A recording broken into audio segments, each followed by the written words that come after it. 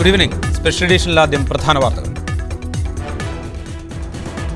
സർക്കാർ ജീവനക്കാരുടെ പെൻഷൻ പ്രായം 58 ആക്കാൻ എക്സ്പെൻഡിച്ചർ റിവ്യൂ കമ്മിറ്റിയുടെ ശുപാർശ. ജീവനക്കാരുടെ എണ്ണം കുറയ്ക്കണം. ലാഭകരമല്ലാത്ത സ്കൂളുകളിലെ അധ്യാപകരെ പുനർവിന്യസിക്കാനും സർക്കാർ ആശുപത്രികളിലെ ഫീസ് കൂട്ടാനും നിർദ്ദേശം. സംസ്ഥാനത്തെ സർവകലാശാലകൾ കടുത്ത സാമ്പത്തിക പ്രതിസന്ധിയിലെന്നും റിപ്പോർട്ട്. ബ്ലൂ സ്റ്റാർ ഓപ്പറേഷനിൽ ബ്രിട്ടീഷ് സൈന്യത്തിന്റെ സഹായം ലഭിച്ചിരുന്നുവെന്നതിന് സ്ഥിരീകരണം. ഇന്ത്യൻ സൈന്യത്തിന് ഉപദേശങ്ങൾ നൽകി. സുവർണക്ഷേത്രം മോചിപ്പിക്കാൻ ഇന്ത്യ അടിയന്തര സഹായം തേടിയെന്ന് ബ്രിട്ടീഷ് വിദേശകാര്യ സെക്രട്ടറി. സിഖ് വംശഹത്യ അന്വേഷിക്കാൻ പ്രത്യേക സംഘത്തിനെ നിയമിക്കാൻ ഡൽഹി സർക്കാർ ആലോചിക്കുന്നു. ടിപി കേസിന്റെ ഗൂഢാലോചന CBIക്ക് കൈമാറാൻ സർക്കാർ നീക്കം തുടങ്ങി. കെ രമയുടെ പരാതിയിന്മേൽ പോലീസ് കേസ് രജിസ്റ്റർ ചെയ്തു. കേസ് നാട്ടിൽ ഏശാൻ പോകുന്നില്ലെന്ന് പിണറായി. സമരം സർക്കാരിനെതിരെന്ന് കെ രമ. ലക്ഷ്യം കാണുന്നതുവരെ തുടരും. ലാവ്ലിൻ കേസിൽ നിന്ന് ഒരു ജഡ്ജി കൂടി പിന്മാറി. ഒഴിഞ്ഞത് ജസ്റ്റിസ് NK ബാലകൃഷ്ണൻ. കേസിൽ സർക്കാർ എന്തുകൊണ്ട് കക്ഷി ചേരുന്നില്ലെന്ന് കോടതി. ഹർജി പരിഗണിക്കുന്നത് ചൊവ്വാഴ്ചത്തേക്ക് മാറ്റി. രാജീവ് ഗാന്ധി വധക്കേസിലെ പ്രതികളുടെ ശിക്ഷ ഇളവ് ചെയ്യരുതെന്ന് കേന്ദ്ര സർക്കാർ സുപ്രീം കോടതിയിൽ. പ്രതികൾ ചെയ്തത് ഹീനകൃത്യം. ഹർജിയിൽ വിധി പറയുന്നത് മാറ്റി. സർക്കാർ ജീവനക്കാരുടെ പെൻഷൻ പ്രായം 58 ആക്കാൻ പബ്ലിക് എക്സ്പെൻഡിച്ചർ റിവ്യൂ കമ്മിറ്റിയുടെ ശുപാർശ.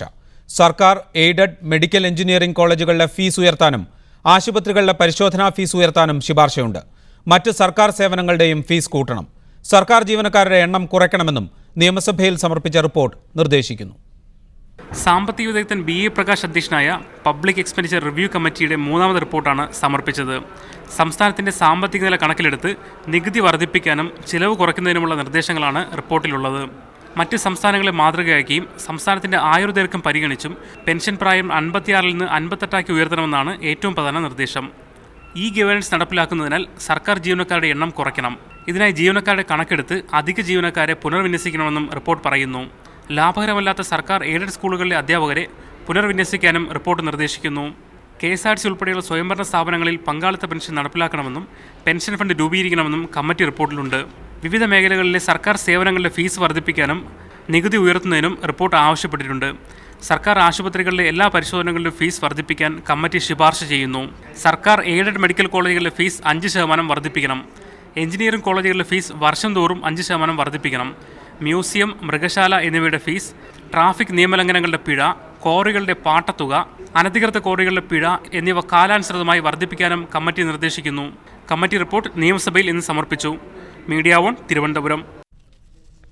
ഈ വിഷയം ഇന്ന് സ്പെഷ്യൽ എഡിഷൻ ചർച്ച ചെയ്യുന്നു. അഡ്വക്കേറ്റ് KNA ഖാദർ, മുസ്ലിം ലീഗ് നേതാവ്, അദ്ദേഹം തിരുവനന്തപുരത്ത് വന്ന് ഈ ചർച്ചയിൽ പങ്കെടുക്കും. ഒപ്പം എക്സ്പെൻഡിച്ചർ റിവ്യൂ കമ്മിറ്റി അംഗവും സാമ്പത്തിക വിദഗ്ധയുമായ ഡോക്ടർ മേരി ജോർജ്, CPM നേതാവും MLA പ്രൊഫസർ C രവീന്ദ്രനാഥ് എന്നിവരും തിരുവനന്തപുരത്ത് നിന്ന് ഈ ചർച്ചയിൽ പങ്കെടുക്കും. ആദ്യം മേരി ജോർജിലേക്ക്. മേരി ജോർജ്, ആസൂത്രണത്തിലെ പിഴവ്, പദ്ധതി നടത്തിപ്പിലെ അലംഭാവം, ദീർഘവീക്ഷണമില്ലായ്മ, ഇതൊക്കെ തന്നെയല്ലേ ചെലവുകളുടെ കണക്കെടുക്കുമ്പോൾ എക്സ്പെൻഡിച്ചർ റിവ്യൂ കമ്മിറ്റിക്ക് മുൻപാകെ ബോധ്യപ്പെട്ട വസ്തുതകൾ?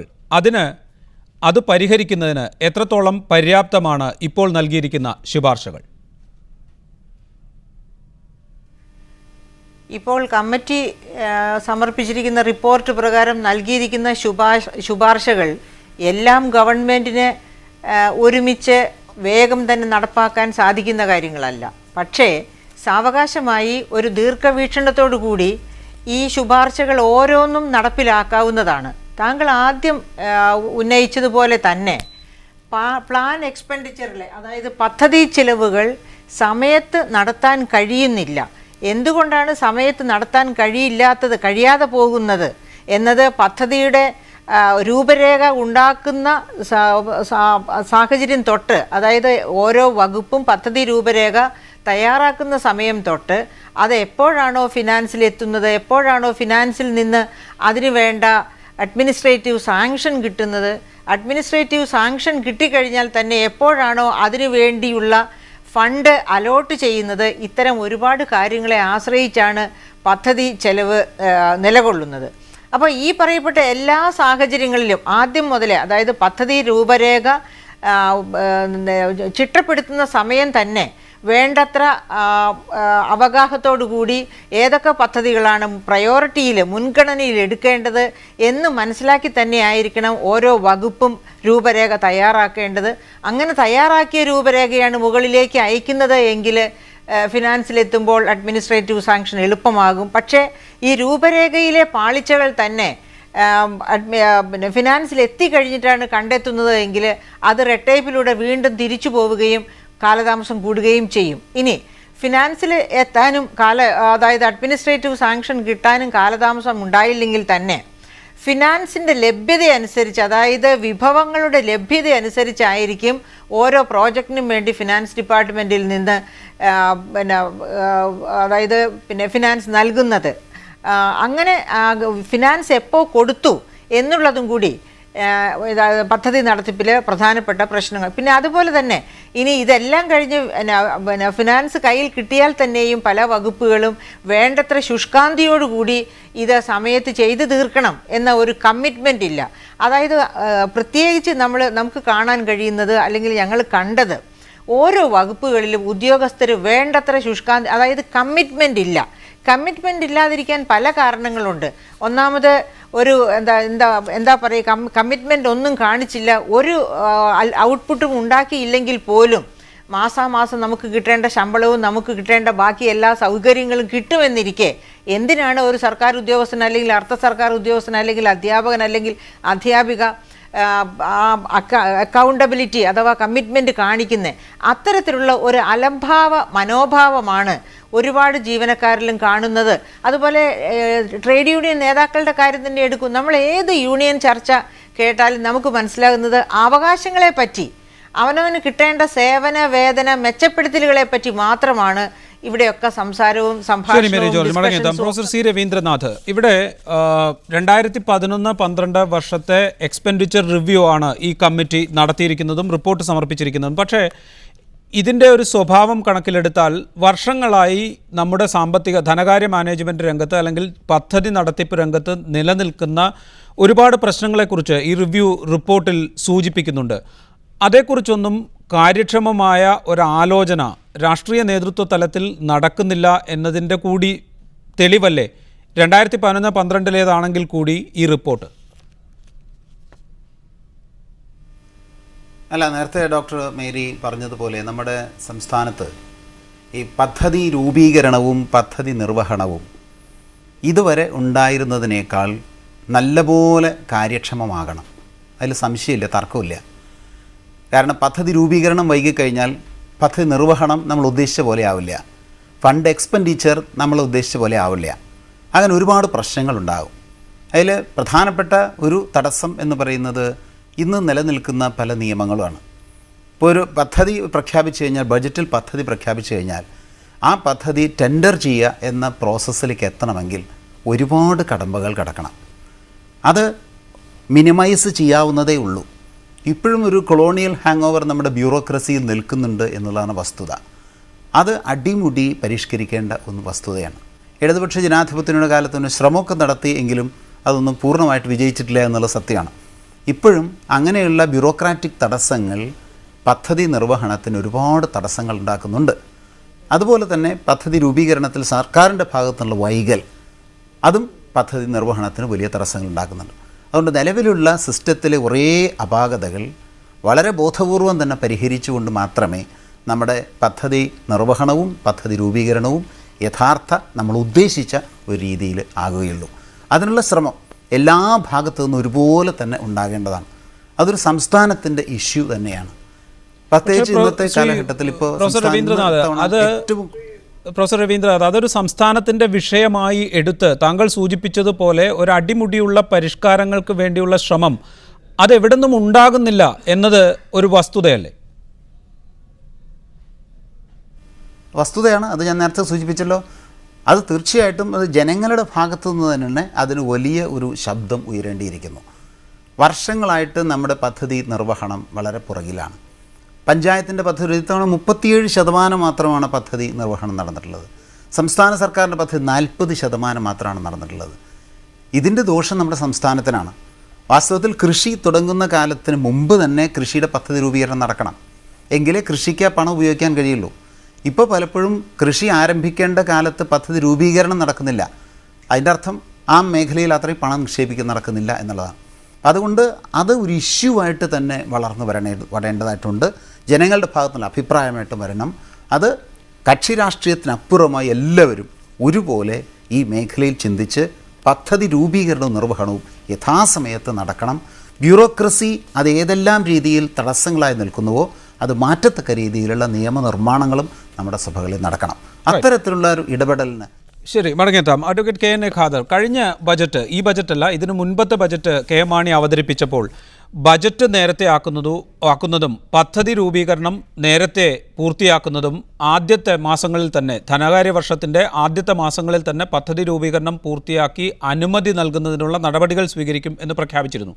അത് നിരീക്ഷിക്കാൻ ചീഫ് സെക്രട്ടറിയുടെ നേതൃത്വത്തിൽ ഒരു കമ്മിറ്റിയെയും നിയോഗിച്ചു. പക്ഷേ അത് പ്രാബല്യത്തിലാക്കുന്ന കാര്യത്തിൽ രാഷ്ട്രീയ നേതൃത്വത്തിന് പരാജയം ഉണ്ടായി എന്ന് തോന്നുന്നുണ്ടോ? അല്ലെങ്കിൽ അത്തരം അവലോകനങ്ങൾ കാര്യക്ഷമമായി നടക്കുന്നില്ല എന്നത് ശ്രദ്ധയിൽപ്പെട്ടിട്ടുണ്ടോ? അല്ല, ഇതിൽ ഈ പറഞ്ഞ വിഷയങ്ങളെല്ലാം ഉണ്ട്. അതൊരു രാഷ്ട്രീയ നേതൃത്വത്തിൻ്റെ മാത്രം പരാജയമാണ് എന്ന് ഞാൻ കാണുന്നില്ല. അതേസമയം രാഷ്ട്രീയ നേതൃത്വത്തിന് അതിൽ പങ്കില്ല എന്ന് പറയാനും ഞാൻ ആളല്ല. രാഷ്ട്രീയ നേതൃത്വവും ബ്യൂറോക്രസിയും ജനങ്ങളും എല്ലാം കൂടിച്ചേർന്ന് നടത്തേണ്ട ചില സംഗതികളാണത്. ഇപ്പോൾ അഡ്മിനിസ്ട്രേറ്റീവ് എക്സ്പെൻഡിച്ചർ റിവ്യൂ കമ്മിറ്റി ഈ പദ്ധതി നിർവഹണത്തെ സംബന്ധിച്ചും നമ്മുടെ പണം ചെലവഴിക്കുന്ന വഴികളെക്കുറിച്ചുമൊക്കെ വളരെ വിശദമായ പരിശോധനകൾക്ക് ശേഷമാണ് ഇങ്ങനൊരു റിപ്പോർട്ട് സമർപ്പിക്കപ്പെട്ടിട്ടുള്ളത്. ഇവിടെ പദ്ധതി രൂപീകരണത്തിന് കാലതാമസം നേരിടുന്നുണ്ട്, പദ്ധതി നിർവഹണത്തിന് കാലതാമസം നേരിടുന്നുണ്ട്, ശരിയായ രീതിയിലുള്ള മൂല്യനിർണ്ണയം തക്ക സമയങ്ങളിൽ നടത്താത്തത് കൊണ്ടുള്ള പ്രശ്നമുണ്ട്. അതുകൊണ്ട് എല്ലാ പദ്ധതികളും ഇരട്ടി ചിലവോ അതിലേറെ ചിലവോ വരുത്തി വെക്കുന്ന ഒരു സാഹചര്യം ഇവിടെ നിലവിലുണ്ട്. പിന്നെ നമുക്കറിയാം, ഇന്നത്തെ പുതിയ സാഹചര്യത്തിൽ ഗവൺമെൻറ്റിൻ്റെ അഡ്മിനിസ്ട്രേറ്റീവ് മെഷീനറി ഇങ്ങനെ പോരാ. പുതിയ ആധുനിക കാലഘട്ടത്തിൽ അഡ്മിനിസ്ട്രേറ്റീവ് രംഗത്ത് ഒരു സമയബന്ധിതമായിട്ടുള്ള കാര്യങ്ങൾ നടത്താൻ നമുക്ക് സാധിക്കാതെ പോകുന്നുണ്ട്. ഇതെല്ലാം നമ്മളിപ്പോൾ ഇങ്ങനെ പറഞ്ഞ് വിലപിക്കുമെങ്കിലും ഈ എക്സ്പെൻഡിച്ചർ റിവ്യൂ കമ്മിറ്റി പറഞ്ഞിട്ടുള്ള ഏതെങ്കിലും ഒരു കാര്യം നടപ്പിലാക്കാൻ ഈ ഗവൺമെൻറ് മുന്നോട്ട് വന്നാൽ ആ കാര്യത്തെ എതിർക്കുന്നതിന് പല വിധത്തിലുള്ള എതിർപ്പുകൾ കേരളത്തിൽ നേരിടേണ്ടി വരുന്നുണ്ട് എന്നുള്ളതൊരു യാഥാർത്ഥ്യമാണ്. അതിന് പ്രത്യേകമായിട്ടൊരു കാരണം എന്ന് വെച്ചാൽ ആർക്കും ഒരു നിശ്ചിത ടാർഗറ്റ് ഇല്ല. ഇത്ര ജോലി ഇന്ന ആൾ എടുക്കണം എന്നത്, ഇന്ന സമയത്തിനകം പൂർത്തിയാക്കണം തുടങ്ങിയ കാര്യങ്ങളിൽ ഒരു തീരുമാനം എടുക്കാൻ സാധിക്കാത്ത വിധത്തിലുള്ള അരാജകത്വപരമായ ഒരു സാഹചര്യം നമ്മുടെ സംസ്ഥാനത്ത് രൂപപ്പെട്ടിട്ടുണ്ട്. ഡെമോക്രസി എന്ന് പറഞ്ഞാൽ അത് അരാജകത്വമല്ല, അത് ഏകാധിപത്യത്തിനും അരാജകത്വത്തിനും ഇടയിലുള്ള മിതമായ മെച്ചുവേർഡായിട്ടുള്ളൊരു ഡെമോക്രസിയാണ് നമുക്ക് വേണ്ടത്. അപ്പോൾ വളരെ അച്ചടക്കത്തോടു കൂടി, ഇപ്പോൾ ഇവരുടെ ശുപാർശകളിൽ പലതുമുണ്ട്. ഉദ്യോഗസ്ഥന്മാരുടെ എണ്ണം കുറക്കണം, അതുപോലെ പെൻഷൻ പ്രായം വർദ്ധിപ്പിക്കണം, ഇങ്ങനെ പല സംഗതികളും ഇവർ പറയുന്നുണ്ട്. ഇതെല്ലാം അവരുടെ പക്ഷത്തു നിന്ന് നോക്കുമ്പോൾ അവർ നല്ല ഒരു റിപ്പോർട്ടാണ് മുന്നോട്ട് വെച്ചിട്ടുള്ളതെന്ന് പറയാൻ സാധിക്കും. പക്ഷേ ആ റിപ്പോർട്ട് എങ്ങനെ നമുക്ക് ഇംപ്ലിമെൻ്റ് ചെയ്യാൻ സാധിക്കും, ആരൊക്കെ അതിനോട് സഹകരിക്കുമെന്നുള്ളത് വളരെ പ്രധാനപ്പെട്ട ഒരു പ്രശ്നമാണ്. പദ്ധതി നിർവഹണത്തിൽ ഇപ്പോൾ കേരളത്തിലെ വാട്ടർ അതോറിറ്റി ഉണ്ട്. വാട്ടർ അതോറിറ്റിയുടെ പദ്ധതികളൊക്കെ ഒന്ന് പരിശോധിച്ച് നോക്കിയാൽ ഒരു പദ്ധതിയും കൃത്യസമയത്ത് പൂർത്തീകരിക്കുവാൻ വാട്ടർ അതോറിറ്റിയെ പോലുള്ള മഹത്തായ ഒരു പ്രസ്ഥാനത്തിന് സാധിച്ചിട്ടില്ല എന്ന് മനസ്സിലാക്കാൻ സാധിക്കും. വാട്ടർ അതോറിറ്റി, ഇലക്ട്രിസിറ്റി ബോർഡ് സമയബന്ധിതമായിട്ട് എന്താണ് അവരാവിഷ്കരിച്ച ഏത് പദ്ധതികളാണ് ശരിയായ വിധത്തിൽ പൂർത്തീകരിക്കപ്പെട്ടിട്ടുള്ളത് എന്ന് നോക്കിയാൽ നമ്മളെ ഞെട്ടിപ്പിക്കുന്ന പല യാഥാർത്ഥ്യങ്ങളെയും നമ്മൾ അഭിമുഖീകരിക്കേണ്ടുന്ന സാഹചര്യം വരും. അത് പിന്നെ രാഷ്ട്രീയ നേതൃത്വത്തിൻ്റെ ഒരു പ്രശ്നം എന്താ വെച്ചാൽ, രാഷ്ട്രീയ നേതൃത്വം എപ്പോഴും കുറഞ്ഞ കാലത്തെ ഒരു ഭരണത്തിന് വേണ്ടി വരുന്നവരാണ്. അപ്പോൾ ആ 5 വർഷം എങ്ങനെയെങ്കിലും പൂർത്തീകരിക്കുക, ആ 5 വർഷം പരമാവധി ജനങ്ങളെ വെറുപ്പിക്കാതിരിക്കുക, ആരെയും ബുദ്ധിമുട്ടിക്കാതിരിക്കുക എന്ന മട്ടിൽ കഴിഞ്ഞു കൂടുമ്പോൾ അതുകൊണ്ടുള്ള പ്രശ്നം എന്താ വെച്ചാൽ, ദീർഘകാലാടിസ്ഥാനത്തിൽ ഒരു രാജ്യത്തിൻ്റെ ഭാവിയാണ് അപകടത്തിലേക്ക് പോകുന്നത് എന്നൊരു സാഹചര്യം. താങ്കളിലേക്ക് പ്രൊഫസർ സി രവീന്ദ്ര, നേരത്തെ താങ്കൾ സൂചിപ്പിച്ചതിൻ്റെ തുടർച്ചയായാണ് ഒരുപക്ഷെ KN ഖാദർ സംസാരിക്കുന്നത്. ഒരു ദീർഘവീക്ഷണമില്ലായ്മ, ചുരുങ്ങിയ കാലയളവിലേക്ക് അധികാരത്തിലെത്തുന്ന ഒരു സർക്കാർ ആ കാലയളവിൽ ജനങ്ങളെ പരമാവധി ഉപദ്രവിക്കാതിരിക്കുക, അല്ലെങ്കിൽ ജനങ്ങൾക്ക് ദ്രോഹകരം എന്ന് തോന്നുന്ന സമീപനങ്ങൾ സ്വീകരിക്കാതിരിക്കുക, അടുത്തൊരു തെരഞ്ഞെടുപ്പിനെ ലാക്കാക്കി പ്രവർത്തിക്കുക എന്നതിൽ ചുരുങ്ങിപ്പോകുന്നത് ഇതിൽ പല കാര്യങ്ങളിലും തീരുമാനമെടുക്കുന്നതിന് തടസ്സമായിട്ടുണ്ട്. ഉദാഹരണത്തിന് ഉദ്യോഗസ്ഥരുടെ പുനർവിന്യാസം. അധികാര വികേന്ദ്രീകരണം നടപ്പാക്കിയ കാലം മുതൽ ദീർഘകാലം ചർച്ച ചെയ്തിരുന്നു ഉദ്യോഗസ്ഥരുടെ പുനർവിന്യാസം. ഇപ്പോൾ ഇ ഗവേണൻസ് നടപ്പാക്കുമ്പോൾ ഉദ്യോഗസ്ഥരുടെ പുനർവിന്യാസത്തെക്കുറിച്ച് വീണ്ടും ചർച്ചകൾ വരുന്നു. സംഘടിതമായ ശക്തിയാണ് സർക്കാർ ഉദ്യോഗസ്ഥർ. അവർക്ക് മുന്നിൽ ഭരണ സംവിധാനം രാഷ്ട്രീയ നേട്ടങ്ങൾ മുൻനിർത്തി കുനിഞ്ഞു നിൽക്കുന്നു എന്ന വസ്തുത നമ്മൾ കാണാതിരുന്നുകൂടല്ലോ. അങ്ങനെ ഒരഭിപ്രായം എനിക്കില്ല. ഒരു ഭരണകൂടത്തെ സംബന്ധിച്ച് ഒരു ജനാധിപത്യ സംവിധാനത്തിൽ 5 വർഷം ഈ പറയുന്ന ചില പ്രശ്നങ്ങൾക്കൊക്കെ മാറ്റം ഉണ്ടാക്കാൻ പറ്റുന്ന ഒരു കാലയളവാണ്. ആ കാലയളവിൽ പ്രധാന പ്രവർത്തനം തുടങ്ങുന്ന അന്ന് തന്നെ അല്ലെങ്കിൽ ആ കാലഘട്ടത്തിൽ വളരെ ദീർഘവീക്ഷണത്തോടൊരു മാസ്റ്റർ പ്ലാൻ ഉണ്ടാക്കി ഫേസ്ഡായിട്ട് ആ മാസ്റ്റർ പ്ലാൻ നടപ്പിലാക്കുവാനുള്ള പരിപാടികൾ തയ്യാറാക്കി കഴിഞ്ഞാൽ 5 വർഷം കൊണ്ട് ഇതിൽ നല്ല മാറ്റം വരുത്താൻ പറ്റും, ഒരു സംശയമില്ല. നമ്മൾ ജനകീയാസൂത്രണം തുടങ്ങിയ ആ ആദ്യത്തെ വർഷങ്ങളിൽ മാത്രമേ കുറച്ച് പ്രശ്നം ഉണ്ടായുള്ളൂ. പിന്നെ അത് കുറേ മെച്ചപ്പെട്ട് വരികയാണ്. ഇടയ്ക്ക് പിന്നെ അത് തകരാറായി. വാസ്തവത്തിൽ ഈ കാലയളവിനുള്ളിൽ തന്നെ യഥാർത്ഥ ദിശാബോധത്തോടു കൂടി പ്രവർത്തിച്ചു കഴിഞ്ഞാൽ കുറേ പ്രശ്നങ്ങൾക്കൊക്കെ നമുക്ക് പരിഹാരം കാണാൻ കഴിയും. അങ്ങനെ പ്രശ്നങ്ങൾക്ക് പരിഹാരം ഉണ്ടായി വരുമ്പോൾ തീർച്ചയായിട്ടും ജനങ്ങൾക്ക് അതിൽ വിശ്വാസമുണ്ടാവും. ഈ പറയുന്ന സംവിധാനം ഇങ്ങനെ തന്നെയാണ് മാറ്റിയെടുക്കേണ്ടത് എന്ന ബോധവും ജനങ്ങളിലുണ്ടാവും. തീർച്ചയായിട്ടും അവർ ആ സർക്കാരിന് നല്ല പിന്തുണ നൽകും. അത് വലിയ അഭിപ്രായ വ്യത്യാസം പദ്ധതി നടക്കണില്ല എന്നുള്ള കാര്യത്തിൽ ജനങ്ങൾക്കുണ്ട്, വിഷമമുണ്ട്, ദുഃഖമുണ്ട്. അപ്പോൾ അത് തീർച്ചയായിട്ടും അത് മാറ്റിയെടുത്ത് ജനങ്ങൾ ഉദ്ദേശിക്കുന്ന രീതിയിൽ സംസ്ഥാനത്തിൻ്റെ വികസന പ്രവർത്തനം മുന്നോട്ട് കൊണ്ടുപോകാൻ ഒരു 5 വർഷം കിട്ടുന്ന സർക്കാർ ദീർഘവീക്ഷണത്തോട് തുടങ്ങുകയാണെങ്കിൽ നിശ്ചയം എനിക്കൊരു സംശയമില്ല ജനങ്ങൾ അവരുടെ കൂടെ നിൽക്കും. അങ്ങനെയുള്ള വലിയൊരു ജനകീയ പിന്തുണയോടുകൂടി ഈ സിസ്റ്റത്തെ നമുക്ക് മാറ്റിയെടുക്കാൻ കഴിയും. അതിന് വലിയൊരു തടസ്സമാണ് ഇവിടുത്തെ ഉദ്യോഗസ്ഥർ. ബ്യൂറോക്രസി എന്നൊരു സംവിധാനമാണ് ഞാൻ പറഞ്ഞത്. അതിലെ ഉദ്യോഗസ്ഥരുടെ സംഘടന എന്നല്ല ഞാൻ പറഞ്ഞത്. അങ്ങനെ ഒരു ആരാണ് ഇതിൻ്റെ തടസ്സം എന്ന് മാത്രം പറയാൻ കഴിയില്ല. പക്ഷേ നമ്മൾ ബ്യൂറോക്രാറ്റിക് സംവിധാനത്തിൽ അതിനൊരു രീതിയുണ്ട്. ഭരണാനുമതി കൊടുക്കുക, പിന്നെ TS കൊടുക്കുക, പിന്നെ അത് ടെൻഡർ ചെയ്യുക, അത് ടെൻഡർ എക്സസ് വരിക, അത് നെഗോഷിയേറ്റ് ചെയ്യുക, പിന്നെ കയറാം, ഇങ്ങനെ ഒരുപാട് പ്രോസസ്സ്. അത് അങ്ങ് ചീഫ് എഞ്ചിനീയർ മുതൽ അസിസ്റ്റൻറ്റ് എക്സിക്യൂട്ടീവ് എഞ്ചിനീയർ അല്ലെങ്കിൽ AE വരെ അസിസ്റ്റൻറ്റ് എഞ്ചിനീയർ വരെ തിരിച്ച് ഈ പ്രക്രിയയ്ക്ക് ബ്യൂറോക്രാറ്റിക് സെറ്റപ്പിനാണ് പ്രശ്നം. അത് നല്ലപോലെ ഉടച്ച് വാർക്കാവുന്നതേ ഉള്ളൂ.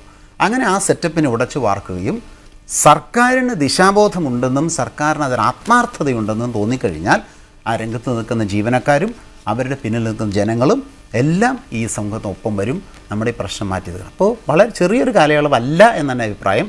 വളരെ അതിനേക്കാൾ കൂടുതൽ കഴിയില്ലേ എന്ന് വെച്ചാൽ തീർച്ചയായിട്ടും ഭരണ തുടർച്ചയുണ്ടെങ്കിൽ തന്നെയാണ് കേരളത്തിൽ കൂടുതൽ നമുക്ക് ഇടതുപക്ഷ ജനാധിപത്യത്തിനും ഭരണത്തിന് തുടർച്ച ഉണ്ടായിരുന്നെങ്കിൽ EMS വാർപ്പിട പദ്ധതിയും അതുപോലെ സമ്പൂർണ്ണ മറ്റേ വൈദ്യുതവൽക്കരണ പദ്ധതിയൊക്കെ കേരളത്തിൽ പൂർണ്ണമായിട്ട് നടന്നു പോയേനെ. ശരി, താങ്കളിലേക്ക് ഡോക്ടർ മേരി ജോർജ്, ഇവിടെ എക്സ്പെൻഡിച്ചർ റിവ്യൂ കമ്മിറ്റിയുടെ റിപ്പോർട്ടിൽ സൂചിപ്പിക്കുന്നത് അർബൻ തദ്ദേശ സ്വയംഭരണ സ്ഥാപനങ്ങൾ അവരുടെ പദ്ധതി നടത്തിപ്പിൽ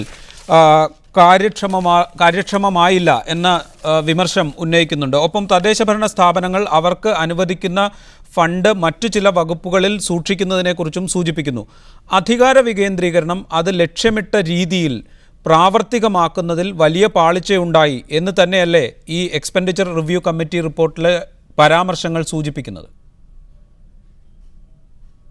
തീർച്ചയായിട്ടും അപ്രകാരം തന്നെ വേണം നമുക്ക് നിഗമനത്തിലെത്താനായിട്ട്. അതായത് അധികാര വികേന്ദ്രീകരണം ഒരു വലിയ അളവ് വരെ ഇപ്പോൾ ഇവിടെ സാക്ഷാത്കരിച്ചിരിക്കുകയാണ്.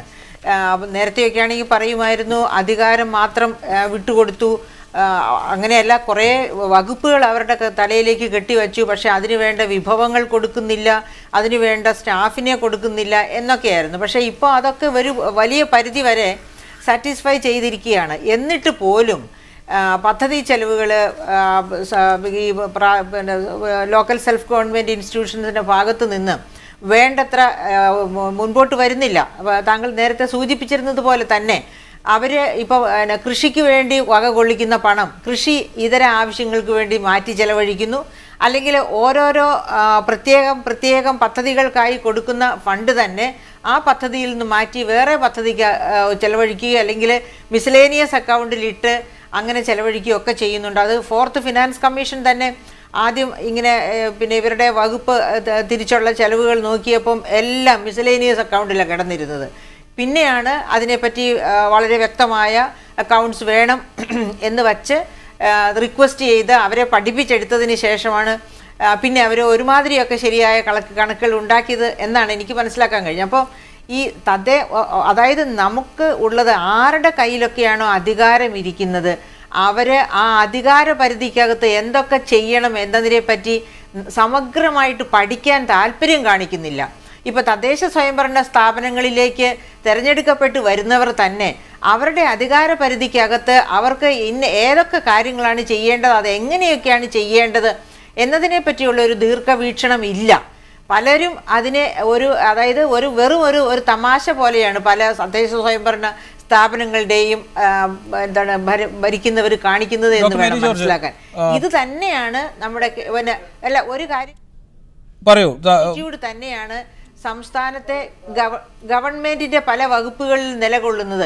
ഓരോ വകുപ്പുമാണ് അവനവൻ്റെ ആ വകുപ്പിൽ എന്തൊക്കെ പരിഷ്കാരങ്ങളാണ്, എന്തൊക്കെ മികവുകളാണ് കൈവരിക്കേണ്ടത് എന്ന രീതിയിൽ ദീർഘവീക്ഷണത്തോടു കൂടി 5 വർഷത്തേക്കുള്ളൊരു പദ്ധതി ഉണ്ടാക്കി അവിടെ കൂടെയുള്ള ഉദ്യോഗസ്ഥരെ വളരെ കമ്മിറ്റഡ് ആക്കിക്കൊണ്ട് ഒരു വകുപ്പ് മന്ത്രിയോ അല്ലെങ്കിൽ വകുപ്പ് സെക്രട്ടറിയോ അതുപോലെ തന്നെ വകുപ്പിലെ മറ്റ് സെക്രട്ടറിയുടെ തൊട്ട് താഴെയുള്ള ഉദ്യോഗസ്ഥരോ ഒക്കെ കൂടി ചേർന്ന് പരസ്പരം ആലോചിക്കുകയും ആശയവിനിമയം നടത്തുകയും താഴെയുള്ള ജീവനക്കാരെ കൂടി ഒപ്പം ചേർത്ത് ഒരു പ്രവർത്തന പ്രക്രിയ രൂപപ്പെടുത്തുകയും ചെയ്താൽ തീർച്ചയായിട്ടും നമ്മുടെ വികസന പ്രക്രിയ ഇന്ന് കാണുന്നതിനേക്കാൾ ഒരുപാട് മെച്ചപ്പെടും. പക്ഷേ പല വകുപ്പ് മന്ത്രിമാരും പല തിരഞ്ഞെടുക്കപ്പെട്ട ഉദ്യോഗസ്ഥരും നാട മുറിക്കാനും കല്യാണത്തിൽ പങ്കെടുക്കാനും ശവസംസ്കാരത്തിൽ പങ്കെടുക്കാനും ഇങ്ങനെയുള്ള കാര്യങ്ങൾക്ക് വേണ്ടി ഓടി നടക്കുകയാണ്. അവരെ ജനങ്ങൾ ഏൽപ്പിച്ചിരിക്കുന്നത് എന്താണ് എന്ന് മനസ്സിലാക്കിയല്ല ഒട്ടനവധി ജനപ്രതിനിധികളും നമ്മുടെ മന്ത്രിമാരും പ്രവർത്തിക്കുന്നത് എന്നതാണ് ഏറ്റവും ദുഃഖകരമായ സത്യം.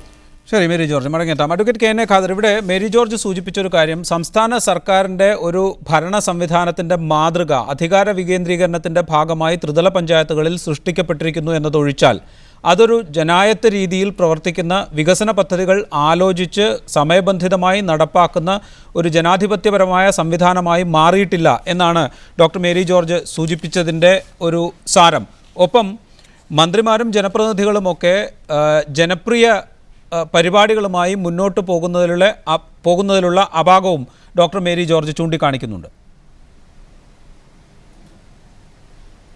അല്ല, അതിൽ ഡോക്ടർ മേരി ജോർജ് പറഞ്ഞ പല കാര്യങ്ങളോടും എനിക്ക് യോജിപ്പുണ്ട്. ഒരു സംഗതി ഇപ്പോൾ അവർ പറഞ്ഞു, തദ്ദേശ സ്വയംഭരണ സ്ഥാപനങ്ങളിലെ ഭരണാധികാരികളായിട്ട് വരുന്നവർ കാര്യങ്ങളെ ഒരു തമാശ പോലെ കാണുന്നു, അല്ലെങ്കിൽ എല്ലാവരും കാര്യങ്ങളൊന്നും പഠിക്കുന്നില്ല, മനസ്സിലാക്കുന്നില്ല എന്ന് പറഞ്ഞു.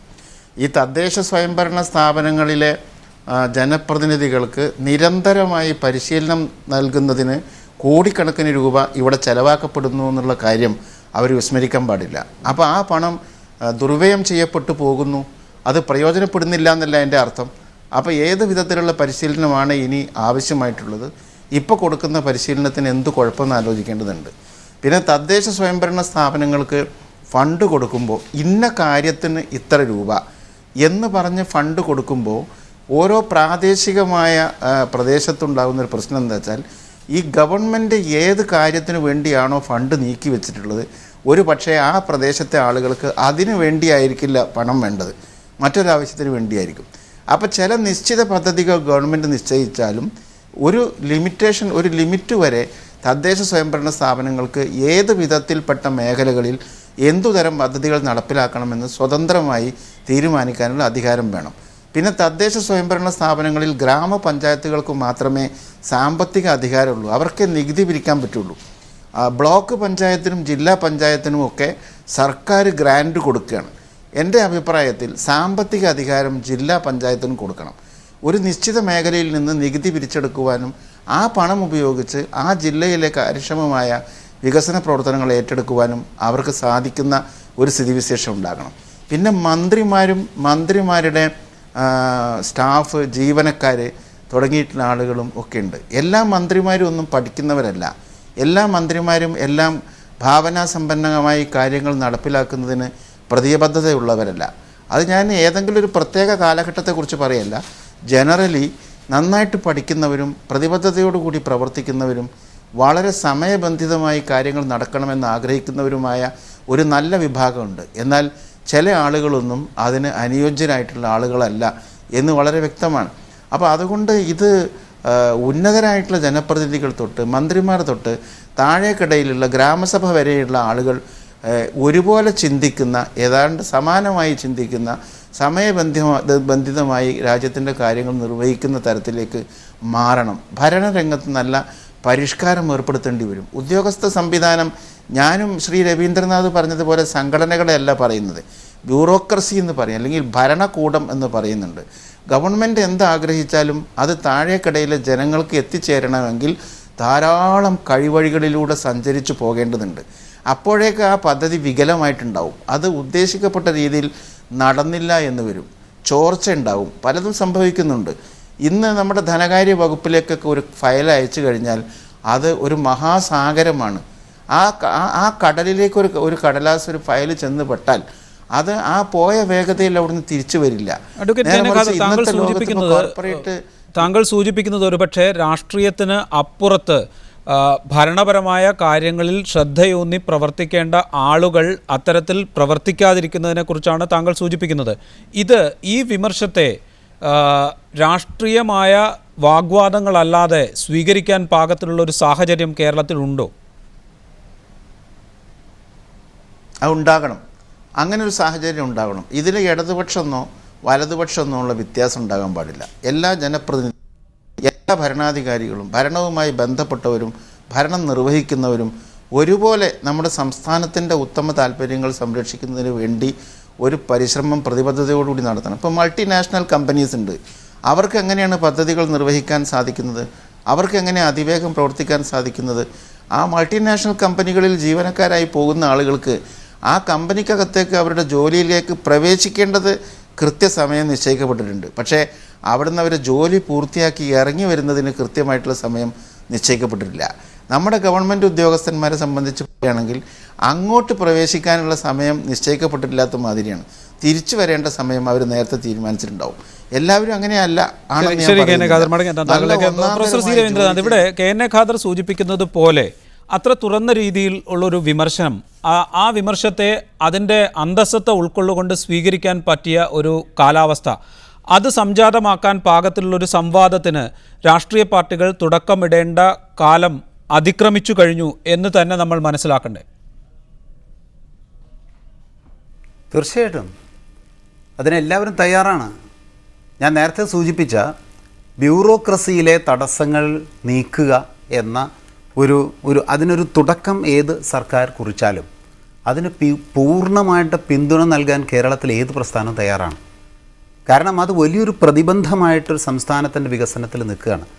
അത് ഞാൻ നേരത്തെ ശ്രീ കെ.എൻ.എ. ഖാദർ എന്നോട് ചോദിച്ചു, അവിടെയുള്ള സംഘടനകളെക്കുറിച്ച് ജീവനക്കാരും അല്ല അവിടുത്തെ പ്രശ്നം, സിസ്റ്റത്തിലെ ചില നിയമങ്ങളും ചില രീതികളും ഒക്കെയാണ്. അത് തീർച്ചയായിട്ടും ഉടച്ചു മാർക്കേണ്ട ഒരു കാലം വന്നു. ഇങ്ങനെയുള്ള ചർച്ചകളിലൂടെ അതിന് തുടക്കം കുറിക്കുകയാണെങ്കിൽ അത് വളരെ വളരെ നല്ലത് തന്നെയാണ്, ഒരു തർക്കമില്ല. നമ്മുടെ ജനാധിപത്യ സംവിധാനത്തെയും നമ്മുടെ ഭരണനിർവഹണ സംവിധാനത്തെയും നമ്മുടെ വികസന പ്രവർത്തനങ്ങളുടെ സംവിധാനങ്ങളെയും നന്നാക്കുക എന്ന യഥാർത്ഥ ലക്ഷ്യം വെച്ചിട്ടുള്ള പുറപ്പാടിന് കേരളത്തിൽ ആരും തടസ്സം നിൽക്കില്ല, എല്ലാവരും ഒന്നിച്ചു നിൽക്കും. പക്ഷേ അതിൽ നടപ്പിലാക്കുന്ന ചില കാഴ്ചപ്പാടുകളിൽ വ്യത്യാസങ്ങളുണ്ടായിരിക്കും, അത് ഡിബേറ്റ് ചെയ്യപ്പെടണം. അതാണ് ഡെമോക്രസി. ഇപ്പോൾ എക്സ്പെൻഡിച്ചർ കമ്മിറ്റി റിപ്പോർട്ട് ആശുപത്രികളിൽ നിന്ന് ഫീസ് പിരിക്കണം എന്ന്, അങ്ങനെയാണ് റവന്യൂ വരുമാനം വർദ്ധിപ്പിക്കേണ്ടതെന്ന് പറയുമ്പോൾ ആ നിലപാടിനെ എതിർക്കും. പക്ഷേ റവന്യൂ വരുമാനം വർദ്ധിപ്പിക്കണം എന്നുള്ള ആശയത്തെ എതിർക്കില്ല. അതാണ് മനസ്സിലാക്കേണ്ടത്. എല്ലാം എതിർക്കും എന്നുള്ളതാണ്. ശ്രീ രവീന്ദ്രനാഥ്, അവിടെ പോലും മെച്ചപ്പെട്ട സേവനം കുറച്ച് ഫീസ് നൽകിയാണെങ്കിൽ പോലും ലഭിക്കുന്നതാണ് ഉചിതം എന്ന് ആലോചിക്കുന്ന ഒരു അവസ്ഥയിലേക്ക് ജനങ്ങൾ ഏറെക്കുറെ മാറിക്കഴിഞ്ഞിട്ടുണ്ട് എന്ന് തോന്നുന്നു. അവിടെ പരിഷ്കരിക്കപ്പെടേണ്ടത് രാഷ്ട്രീയ പാർട്ടികളുടെ നിലപാട് തന്നെയല്ലേ? അതൊന്ന്. രണ്ടാമത്തെ കാര്യം, താങ്കൾ നേരത്തെ സൂചിപ്പിച്ചു, ഉദ്യോഗസ്ഥ ഭരണ സംവിധാനത്തിലെ പൊളിച്ചെഴുത്തിന് നടപടികൾ ആരംഭിച്ചാൽ അത് സതുദ്ദേശത്തോടു കൂടിയാണെങ്കിൽ അത് സ്വീകരിക്കപ്പെടും എന്ന് താങ്കൾ നേരത്തെ സൂചിപ്പിച്ചു. പക്ഷേ ഉദ്യോഗസ്ഥരുടെ അറ്റൻഡൻസ് പോലും ക്രമീകരിക്കുന്നതിന് നടപടികളുണ്ടായപ്പോൾ അതിവിടെ ശക്തമായി എതിർക്കപ്പെട്ടിരുന്നു. അതെ, അത്തരത്തിലുള്ള എതിർപ്പുകൾ എങ്ങനെയായാലും ഒരു സിസ്റ്റത്തിലൊരു മാറ്റം സംഭവിക്കുമ്പോൾ വളരെ പോസിറ്റീവായിട്ട് നമ്മൾ ചിന്തിക്കും. നമ്മൾ നിൽക്കുന്നൊരു സിസ്റ്റത്തിനെ അഡോപ്റ്റ് ചെയ്ത് അല്ലെങ്കിൽ അതിനെ മനസ്സിലാക്കിക്കൊണ്ട് ഉള്ളിൽ നിന്ന് പ്രവർത്തിക്കുന്നവർ ആ സിസ്റ്റം മാറ്റാൻ ശ്രമിക്കുമ്പോൾ ചില എതിർപ്പുകളൊക്കെ സ്വാഭാവികമാണ്. അത് ഏത് രംഗത്തും എന്തിലും ഉണ്ടാകുന്നതാണ്. അത്തരം എതിർപ്പുകളെ ജനങ്ങളെ ഒപ്പം നിർത്തിക്കൊണ്ട് ഇല്ലാതാക്കി അതിനെ മുന്നോട്ട് കൊണ്ടുപോകുമ്പോൾ ഈ എതിർത്തവർ തന്നെ അവിടെ കൂടെ നിൽക്കും. കാരണം അവർക്ക് ആ സിസ്റ്റത്തിൽ നിന്നും കിട്ടുന്ന എന്താണോ അതിനേക്കാൾ കൂടുതൽ അവരുടെ ജീവിത സൗകര്യങ്ങളും തൊഴിൽ സൗകര്യങ്ങളും കിട്ടും എന്നൊരവസ്ഥ അവർക്ക് പിന്നീട് മനസ്സിലാവും. അപ്പോൾ അത്ര അങ്ങനെ മുന്നോട്ട് കൊണ്ടുപോകാൻ ജനങ്ങളെ കൂടെ നിർത്തിക്കൊണ്ട് ഈ സംവിധാനങ്ങൾ മാറ്റത്തിലേക്ക് കൊണ്ടുപോകണം. ചില തടസ്സങ്ങൾ സ്വാഭാവികമാണ്. കഴിഞ്ഞ തവണ താങ്കൾ സൂചിപ്പിച്ച് എനിക്ക് തോന്നുന്ന ഇടതുപക്ഷ ജനാധിപത്യത്തിൻ്റെ കാലത്ത് അവസാന ഘട്ടത്തിൽ തുടങ്ങിയാണ്. അപ്പം പിന്നെ സമയം ഉണ്ടായില്ല, വളരെ കുറച്ച് സമയം ഉണ്ടായുള്ളൂ. വാസ്തവത്തിൽ അത് തുടക്കകാലത്താണെങ്കിൽ അത്തരത്തിലുള്ള തടസ്സങ്ങളെ മാറ്റിയെടുത്തുകൊണ്ട് അവരെയും ബോധ്യപ്പെടുത്തി, അല്ല അവരെ തള്ളിക്കളഞ്ഞല്ല, അവരെ കൂടി ജനാധിപത്യവൽക്കരിച്ച് ആ പൊതുചിന്തയിലേക്ക് അവരെ കൂടി കൊണ്ടുവന്നുകൊണ്ട് അവരെ കൂടി പങ്കാളികളാക്കിക്കൊണ്ട് ആ പുതുക്കിയ സിസ്റ്റം മുന്നോട്ട് കൊണ്ടുപോകാൻ ശ്രമിക്കണം. അങ്ങനെ ഒരു പോസിറ്റീവായിട്ടുള്ള ഒരു ശ്രമം കേരളത്തിൽ തുടങ്ങേണ്ടതുണ്ട്. അതിലാരും എതിര് നിൽക്കില്ല. പക്ഷേ ഞാൻ നേരത്തെ സൂചിപ്പിച്ചു, അതിൽ കാഴ്ചപ്പാട് വ്യത്യാസമുണ്ട്. ഞാൻ അതും പോസിറ്റീവായിട്ടാണ് കാണുന്നത്. അങ്ങനെ കാഴ്ചപ്പാടിൽ വ്യത്യാസം ഉണ്ടെങ്കിലേ ജനാധിപത്യ ആശയം നിലനിൽക്കുള്ളൂ. ഡൈവേഴ്സിറ്റിയാണ് ജനാധിപത്യത്തിലുള്ളത്. ആ ഡൈവേഴ്സിറ്റിയിൽ ജനങ്ങൾ ഏറ്റവും സ്വീകരിക്കുന്ന ആശയം ഏതാണോ അത് സ്വീകരിക്കപ്പെടും. അതുകൊണ്ട് ആ ഡൈവേഴ്സിറ്റി എതിർക്കുന്നത് എല്ലാത്തിനെയും എതിർക്കുന്നതാണ് എന്നൊരു തോന്നൽ തന്നെ പൂർണ്ണമായിട്ടും ജനാധിപത്യപരമല്ല എന്നും കൂടി എനിക്ക് അഭിപ്രായമുണ്ട്. കെ എൻ ഖാദർ, താങ്കൾ എങ്ങനെ പ്രതികരിക്കുന്നു പ്രൊഫസർ സി രവീന്ദ്രനാഥിൻ്റെ നിരീക്ഷണങ്ങളോട്? എന്നോടാണോ? അതെ. ഇത് ഇപ്പം അദ്ദേഹം പറഞ്ഞത് സ്വാഗതാർഹമായൊരു കാര്യമാണ്. പക്ഷേ ഒരു സംഗതി നമ്മൾ ആലോചിക്കാനുള്ളത്, ഈ അഡ്മിനിസ്ട്രേറ്റീവ് രംഗത്തൊരു ഭരണ പരിഷ്കാരം എന്നുള്ളത് ഏറ്റവും അത്യന്താപേക്ഷിതമായിട്ടുള്ളൊരു കാര്യമാണ്. ഇന്നത്തെ ഒരു കൺസെപ്റ്റ്, ആധുനിക ലോകത്തിൻ്റെ ഒരു കൺസെപ്റ്റ്, ആ കൺസെപ്റ്റ് ഞാൻ സ്വീകരിച്ചു എന്നോ അല്ല എന്നല്ല എൻ്റെ അർത്ഥം. The best government is the government which governs least എന്നാണ്. ഏറ്റവും കുറച്ച് ഭരിക്കുന്ന ഗവൺമെൻറ്റാണ് ഏറ്റവും നല്ല ഗവൺമെൻറ്. ഇപ്പം നമുക്കറിയാം, കേന്ദ്ര പൊതുമേഖലാ സ്ഥാപനങ്ങളും സംസ്ഥാന പൊതുമേഖലാ സ്ഥാപനങ്ങളും വളരെയേറെ നഷ്ടത്തിലാണ്. എല്ലാമല്ല, ചില പൊതുമേഖലാ സ്ഥാപനങ്ങൾ വളരെ നല്ല രീതിയിൽ ലാഭത്തോടു കൂടി പ്രവർത്തിക്കുന്നുണ്ട്. അതേസമയം അതിപ്പോൾ നമുക്കറിയാം KSRTC നഷ്ടത്തിലാണ്. ഇങ്ങനെ പല സർവീസുകളുണ്ട്. അതുപോലെ വൈദ്യുതി ബോർഡ്. അപ്പോൾ കേരള സംസ്ഥാനത്തിൻ്റെ അല്ലെങ്കിൽ സർക്കാരിൻ്റേതായിട്ടുള്ള സ്ഥാപനങ്ങൾ ലാഭകരമായി പ്രവർത്തിക്കണം എന്നൊരാഗ്രഹം എല്ലാവർക്കും വേണ്ടേ? ഇപ്പോൾ സ്വകാര്യ ആശുപത്രികളിൽ എത്ര ലക്ഷം രൂപ ഫീസ് വാങ്ങിയാലും ആർക്കും എതിരില്ല. അവിടെ ഓരോ സംഗതികൾക്കും ജനങ്ങളിൽ നിന്ന് വമ്പിച്ച തോതിൽ ഇപ്പോൾ ചൂഷണം ചെയ്യുന്നൊരവസ്ഥ ഉണ്ടായാലും ആർക്കൊരു എതിർപ്പില്ല. നേരെ മറിച്ച് ഒരു OP ടിക്കറ്റിന് സർക്കാർ ആശുപത്രിയിൽ 2 രൂപ നിശ്ചയിച്ചാൽ ആ 2 രൂപയ്ക്കെതിരായി ധീരോദാത്തമായ പ്രക്ഷോഭ സമരങ്ങൾ നടത്താൻ വലിയ രാഷ്ട്രീയ കക്ഷികളും സംഘടനകളും ഒക്കെ തയ്യാറാവുകയാണ്. നേരെ മറിച്ച് ഇതാണ് യഥാർത്ഥത്തിൽ എൻ്റെ സ്ഥാപനം, ഇവിടെ ഞാൻ 10 രൂപ കൊടുക്കുന്നത് നഷ്ടമില്ല, സ്വകാര്യ ആശുപത്രിയിൽ ഞാൻ ഇതിന് പകരം 100 കൊടുക്കേണ്ടത് അല്ലെങ്കിൽ 300 കൊടുക്കേണ്ടത്, ഇവിടെ ഞാൻ എൻ്റെ ഗവൺമെൻറ്റിനാണ് 10 രൂപ കൊടുക്കുന്നത് എന്നുള്ളൊരു മനോഭാവം ജനങ്ങളിൽ സൃഷ്ടിക്കാൻ ഇവിടുത്തെ ഒരു രാഷ്ട്രീയ പാർട്ടികൾക്കും സാധിച്ചിട്ടില്ല. അങ്ങനൊരു പ്രശ്നമുണ്ട്. അപ്പോൾ സർക്കാരിൻ്റെ സ്ഥാപനങ്ങൾ, ഇപ്പോൾ ഗവൺമെൻറ് ഓഫീസിൽ ഒരു കാറുണ്ടെന്ന് വയ്ക്കുക, ആ ഒരു കാറും ഒരു ഡ്രൈവറെയും മെയിൻറ്റെയിൻ ചെയ്യാൻ, നിലനിർത്താൻ ആ ഗവൺമെൻറ്റിന് ഭീമമായൊരു സംഖ്യ ചിലവുണ്ട്. നേരെ മറിച്ച് എല്ലാ സർക്കാർ ഓഫീസുകളും ടാക്സി ഹയർ ചെയ്യുകയാണെങ്കിൽ ഇതിൻ്റെ 10-1 ചിലവാകുള്ളൂ. അതിൻ്റെ അർത്ഥം ഈ ഗവൺമെൻറ് ഡ്രൈവറെ പിരിച്ചുവിടണമെന്നും അവിടെ ഇനി ജോലി സമയപരിമിതി മൂലം പ്രൊഫസർ സി രവീന്ദ്രനാഥ്, ഇവിടെ ഞാൻ നേരത്തെ ചോദിച്ച ചോദ്യം തന്നെയാണ് കെ എൻ ഖാദറും ഉന്നയിക്കുന്നത്. മെച്ചപ്പെട്ട സേവനത്തിന് കുറച്ച് ഫീസ് ഈടാക്കിയാൽ നല്ലതല്ലേ എന്ന ചോദ്യം ഉന്നയിക്കപ്പെടുന്നു. ആശുപത്രി സേവനങ്ങൾക്ക് OP ടിക്കറ്റിന് 2 രൂപ ഫീസ് ഈടാക്കാൻ തീരുമാനിച്ചപ്പോൾ പ്രക്ഷോഭമുണ്ടായ നാടാണ് കേരളം. അവിടെയാണ് എക്സ്പെൻഡിച്ചർ കമ്മിറ്റി ഒരു ശുപാർശ വയ്ക്കുന്നത്, സർക്കാർ സേവനങ്ങൾക്ക് കുറച്ചുകൂടി വർദ്ധിപ്പിച്ച ഫീസ് ഈടാക്കണം എന്നത്. അതേക്കുറിച്ചൊക്കെ ഒരു സമവായം ഉണ്ടാക്കുന്നതിന് അല്ലെങ്കിൽ ഒരു അഭിപ്രായ ഐക്യം ഉണ്ടാക്കുന്നതിന് ഉള്ള ചർച്ചകൾ, അതിന് തുടക്കമിടേണ്ടത് കേരളത്തിലെ ഏറ്റവും പ്രബലമായ രാഷ്ട്രീയ സംവിധാനങ്ങൾ, രാഷ്ട്രീയ പാർട്ടികൾ തന്നെയല്ലേ? ഈ സർക്കാർ സംവിധാനത്തിൽ ഫീസ് ഏർപ്പെടുത്തുക എന്നതിൻ്റെ അർത്ഥം പൊതു സംവിധാനങ്ങളെ ദുർബലപ്പെടുത്തുക എന്നുള്ളതാണ്. ഇന്ന് 1 രൂപ ഏർപ്പെടുത്തുള്ളൂ.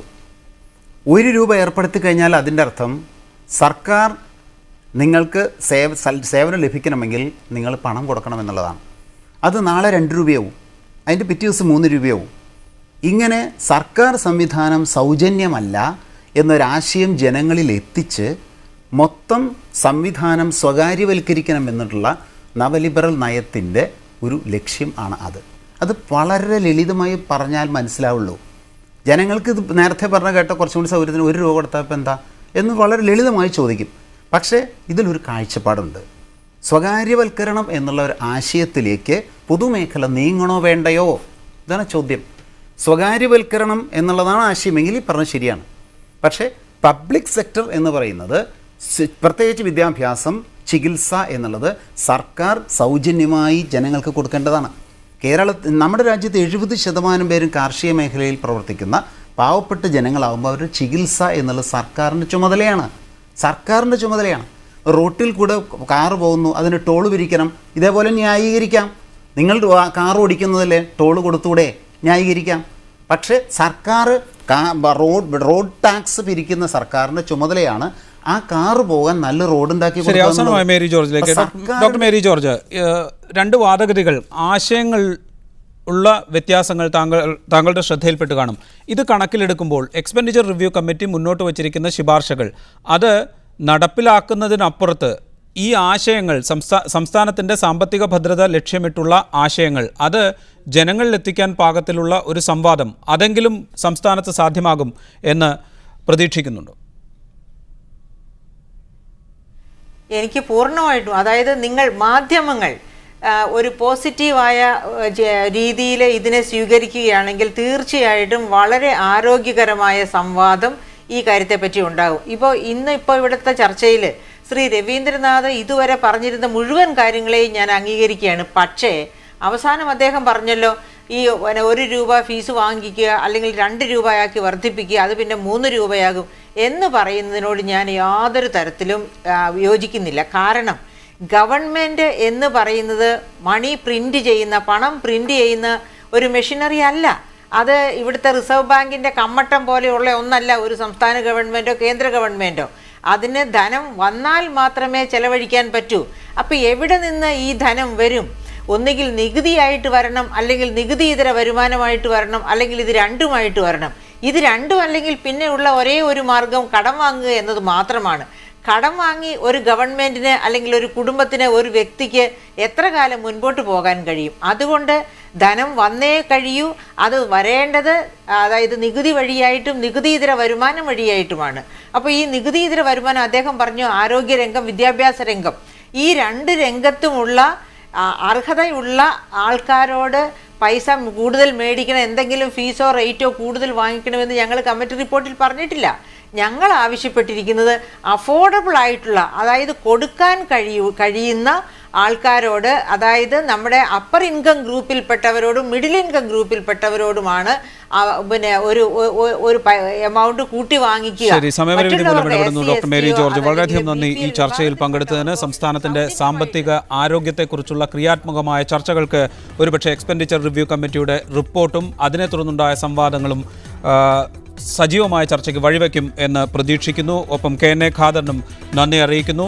C. രവീന്ദ്രനാഥിനും വളരെയധികം നന്ദി ഈ ചർച്ചയിൽ പങ്കെടുത്തതിന്. സ്പെഷ്യൽ എഡിഷൻ പൂർണ്ണമാകുന്നു. Good night.